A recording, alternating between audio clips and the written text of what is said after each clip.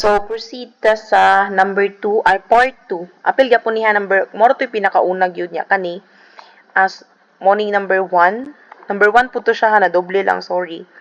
So, number 1, describe the process that you underwent in preparing your presentation portfolio. So, diri inyuhang i-explain kung unsay mga proseso na inyong gibuhat, unsay mga naagian ninyo sa pag-andam sa inyong presentation portfolio.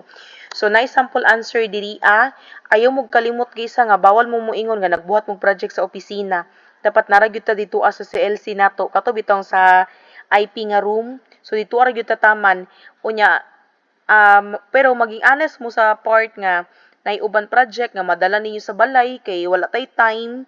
Ha, so dili na siya pwede iingon nga, dili inyo pwede i-share dito guys nga gikaisa ra nagbuhat tanan, tag 10 ka buko yung gibuhat dili. Kailangan lailahi na siya. So mo na ra mo nga ni enroll kog ALS, ni sulod kog klase, naminaw ko kay ma'am, naghatag og activity si ma'am, naghatag siya projects, then gibuhat namo nya kung di mahuman kay i-assignment na lang ni ma'am. Ingon ana siya process ra gyud ang kailangan ha.